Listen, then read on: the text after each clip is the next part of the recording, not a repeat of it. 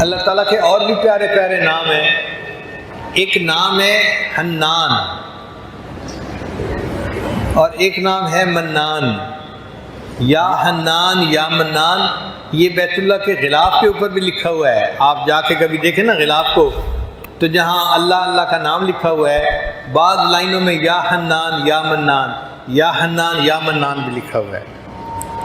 منان کہتے ہیں ایسا دینے والا کہ بندے کو مانگنے سے پہلے دے دے. بعض لوگوں کی عادت ہوتی ہے دور سے فقیر کو آتا ہوا دیکھتے ہیں نا، اس کو مانگنے کا موقع نہیں دیتے، پہلے ہی جیب میں سے پیسہ نکال لیتے ہیں کہ میری طرف آ رہا ہے، اور بن مانگے اس کے ہاتھ میں پیسے پکڑا دیتے ہیں. تو جو اتنا دینے والا ہو کہ بن مانگے دینے والا ہو اس کو منان کہتے ہیں. یا مانگنے والا تھوڑا مانگے اور دینے والا زیادہ دے اس کو منان کہتے ہیں. حاتم طائی سے ایک آدمی نے 5 دینار کا سوال کیا تھا. حاتم طائی نے اپنے سیکرٹری کو کہا کہ اس کو 500 دینار دے دو. اس نے کہا جی مانگے تو 5 دینار ہیں. اس نے کہا ہاں. اس نے اپنے حساب سے پیسے مانگے ہیں اور دینے والے نے اپنے ظرف کے حساب سے پیسے دیے ہیں. تو 5 کے بدلے اگر ایک دنیا کا سخی 500 دیتا ہے تو اللہ تعالیٰ تو پھر اللہ تعالیٰ ہے، وہ منان ہے. بندہ جتنا بھی مانگتا ہے اللہ اس کی امیدوں سے بڑھ کر عطا فرماتے ہیں. ٹوٹے رشتے وہ جوڑ دیتا ہے، ٹوٹے رشتے وہ جوڑ دیتا ہے، بات رب پہ جو چھوڑ دیتا ہے، اس کے لطف و کرم کا کیا کہنا، لاکھ مانگو کروڑ دیتا ہے.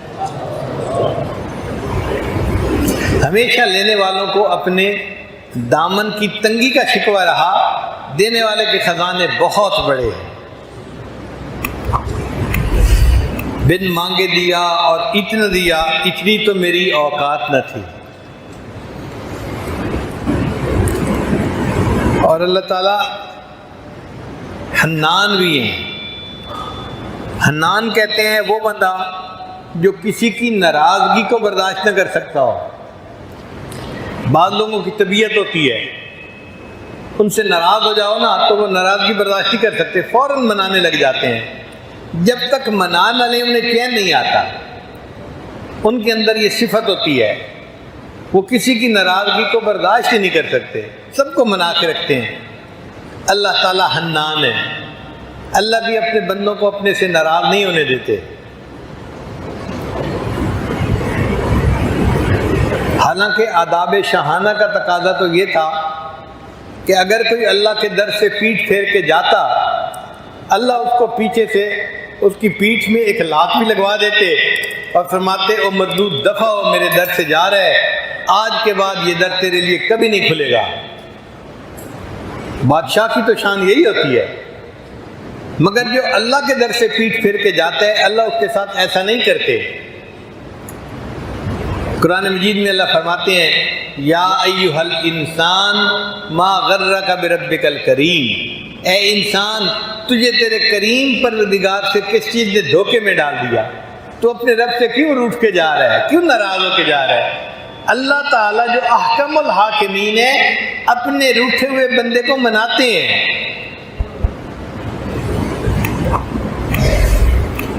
جس طرح ماں چھوٹے بچے کو مناتی ہے، بیٹا اماں سے روٹھا نہیں کرتے، اللہ تعالیٰ بھی اسی طرح اپنے بندے کو مناتے ہیں، اے بندے اپنے رب سے روٹھا نہیں کرتے. وہ منان ذات جو روٹھے کو منانے والی ہو. اب آپ سوچیں کوئی روٹھا ہوا بندہ اس کے دروازے پہ آ جائے تو اللہ تعالیٰ کتنا جلدی خوش ہو جائیں گے اس بندے سے. اس لیے فرمایا کہ اگر کوئی بوڑھا ساری زندگی غفلت کی زندگی گزارتا رہا،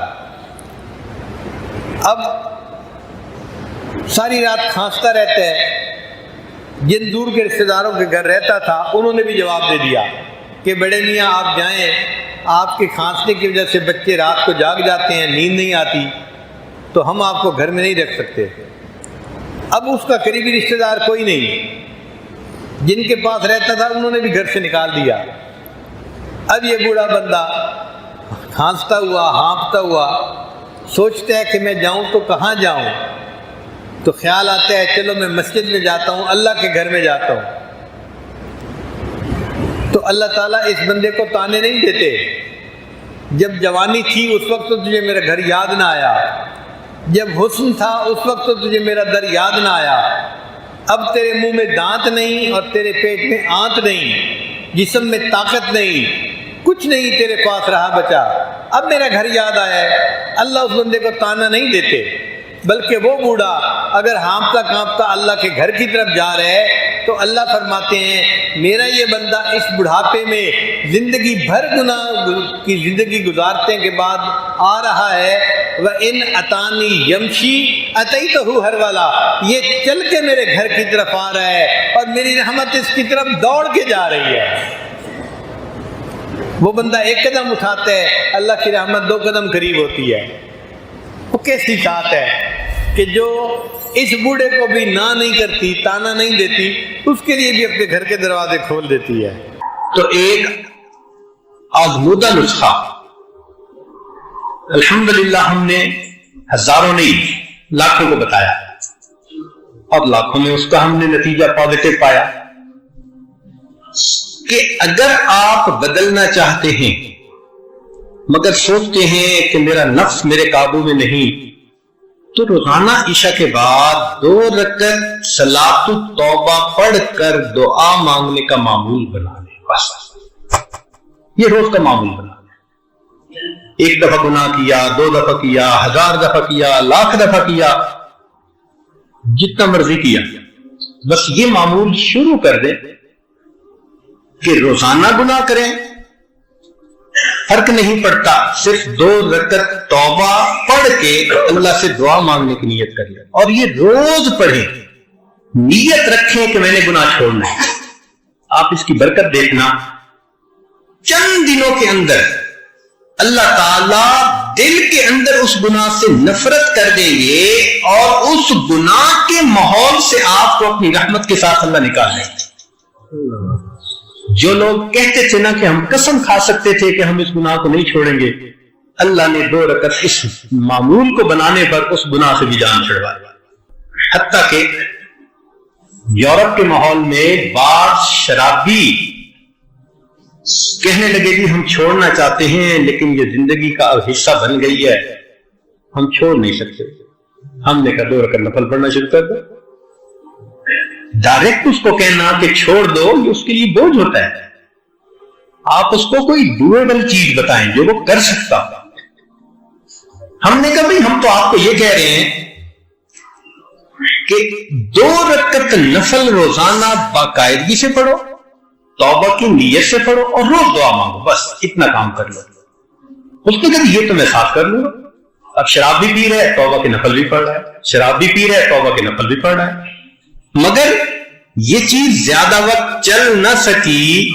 کچھ ہی عرصے کے بعد اللہ نے بالآخر اس کو توبہ کی توفیق عطا فرما دی۔ ہمارے پاس کئی نوجوان آئے، حضرت ایک لڑکی کے ساتھ ایسا تعلق بن گیا ہے کہ میں اس کے بغیر نہیں رہ سکتا، اور شرعی تعلق بھی نہیں، غلط تعلق ہے۔ بھائی نفل پڑھو، حضرت میں نفل تو پڑھوں گا، تعلق نہیں چھوڑتا۔ ہم نے کہا بھائی ہم نے تعلق چھوڑنے والی تو بات ہی نہیں کی، ہم نے تو سننے کے بعد کہ آپ اس تعلق میں گرفتار ہیں، آپ ایک دوائی دی ہے، بس آپ اس کو استعمال کریں، پھر اس کی جو تاثیر ہوگی وہ آنکھوں سے دیکھنا۔ الحمدللہ کہ چند ہی دنوں میں یہ 2 رکعت صلاۃ التوبہ جو بندہ پڑھ لیتا ہے، اللہ اس کی برکت سے دل کی دنیا کو بدل کر دے۔ تو جو نوجوان یہ سوچے کہ میں گناہ کرتا ہوں چھوڑ نہیں سکتا، تو بھائی وہ یہ سوچے کہ میں نہیں چھوڑ سکتا، میرے پروردگار تو مجھ سے چھڑوا سکتا ہے نا۔ تو اگر اللہ تعالی ہم سے چھڑوا سکتے ہیں تو ہم 2 رکعت نفل تو شروع کر دینا، پھر اس 2 رکعت کی برکت دیکھنا، مانگے اللہ سے۔ بھلے شروع میں لگے کہ میں دکھاوا کر رہا ہوں، ریاکاری کر رہا ہوں، چھوڑنے کا تو اندر ارادہ نہیں، اور پیر صاحب کو خوش کرنے کے لیے میں نے ہاں کر دیا تھا، بالکل فکر نہ کریں، کرنا شروع کر دیں۔ نماز نماز ہے، ان الصلاۃ تنہا عن الفحشاء والمنکر، قرآن مجید کی مہر لگی ہوئی ہے، آپ عمل کر کے تو دیکھیں اسے۔ تو اللہ رب العزت بالآخر بندے کے دل میں گناہوں سے نفرت ڈال دے، اور جب اللہ تعالیٰ کی مہربانی ہو جاتی ہے پھر اللہ تعالیٰ گناہوں کو بھی نیکیوں میں تبدیل فرما دیتے ہیں۔ تو بھائی پڑھنے کی بات بھی سن لیجئے۔ در منصور میں حضرت بریدہ رضی اللہ تعالیٰ عنہ روایت کرتے ہیں کہ 10 کلمات پڑھنے والے کے لیے اللہ کافی ہو جاتے ہیں۔ 10 کلمات ایسے ہیں، 10 فکرے، 10 باتیں کہ جو بندہ ان کو روزانہ پڑھے اس کے لیے اللہ کافی ہو جاتے ہیں۔ ان میں سے 5 فکرے دنیا سے متعلق اور 5 فکرے، ان 10 فکروں کو یاد کر لیں، ایک فکرہ بھی روز یاد کریں تو 10 دن میں حدیث پاک یاد ہو جائے گی، اور اس کو اپنی دعاؤں کا حصہ بنا لیں۔ جب آپ اس کو پڑھیں گے تو اللہ تعالیٰ آپ کے کاموں میں آپ کی کفایت فرمائیں گے۔ پہلا فکرہ فرمایا حسبی اللہ لدینی، میرے دین کے لیے میرا اللہ کافی ہے، یعنی دین میں کوئی فتنہ اور فساد نہ آ جائے۔ دین میں فتنے 2 طرح سے آتے ہیں، ایک شبہات کی وجہ سے اور ایک شہوات کی وجہ سے۔ تو اللہ تعالی ہمیں ان دونوں فتنوں سے محفوظ فرمائے، ہمارا دین سلامت رہے۔ تو پہلا فکرہ حسبی اللہ لدینی، دوسرا فکرہ حسبی اللہ لما اہمنی، میرا اللہ کافی ہے ہر اس چیز کے لیے جو مجھے پریشان کرتی ہے۔ بندہ کرتا ہے، کوئی چیز کرتی ہے، کاروبار کرتی ہے، جو بھی ٹف ٹائم دے رہی ہے، میرا اللہ اس کے لیے کافی ہے۔ حسبی اللہ لما اہمنی۔ تیسرا فکرہ حسبی اللہ لمن بغا علیہ، میرا اللہ کافی ہے ہر اس کے لیے جو مجھ پر سرکشی کرے، چڑھ دوڑے۔ تو اگر کوئی ہمارے اوپر چڑھ دوڑنا چاہتا ہے تو اللہ اس کے لیے کافی ہو جائے گا۔ حسبی اللہ لمن حسدنی، میرا اللہ کافی ہے ہر اس کے لیے جو مجھ سے حسد کرتا ہے۔ دفتروں کی زندگیوں میں تو بہت حسد ہوتا ہے، لیگ پلنگ۔ تو اللہ نے ان سب حاسدوں سے بندے کو نجات عطا فرما دے۔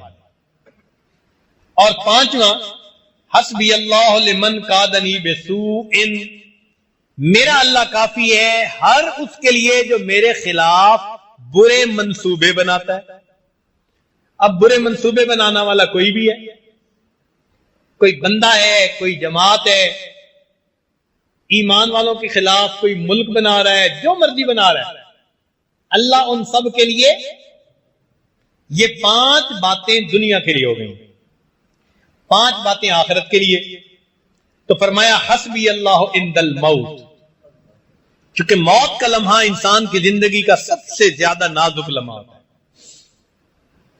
حسبی اللہ عند المسألۃ القبر، میرا اللہ کافی ہے قبر کے سوال جواب کے وقت میں۔ حسبی اللہ عند المیزان، میرا اللہ کافی ہے میزان پر جب اعمال تو لے جائیں گے۔ 9ویں بات حسبی اللہ عند الصراط، میرا اللہ پل صراط پر گزرنے کے لیے کہ وقت میرے لیے کافی ہے۔ حسبی اللہ عند الصراط۔ اور 10ویں بات حسبی اللہ لا الہ الا ہو علیہ توکلت و الیہ انیب۔ اگر یہ 10 فکرے ہم ہر نماز کے بعد پڑھ لیں، ہمارا پروردگار دنیا اور آخرت کے تمام مسائل کے لیے ہمیں کافی ہو جائے گا۔ اور ہم دل میں بھی یہی بھروسہ رکھیں کہ میرے لیے میرا اللہ، یہ سبق یاد رکھیے کہ آج کی اس مجلس نے یہ سبق ہمیں پڑھا دیا کہ ہمارے لیے ہمارا اللہ، ہمارا پروردگار کافی ہے۔ سیدنا علی کرم اللہ وجہ عجیب بات فرماتے تھے اے اللہ میرے لیے یہی عزت کافی ہے کہ تو میرا پروردگار ہے۔ اے اللہ میرے لیے یہی عزت کافی ہے کہ تو میرا پروردگار ہے، اور میرے لیے یہی فخر کافی ہے کہ میں تیرا بندہ ہوں۔ میرے لیے یہی عزت کافی ہے کہ تو میرا پروردگار ہے، اور میرے لیے یہی فخر کافی ہے کہ میں تیرا بندہ ہوں۔ اللہ اکبر کبیرہ۔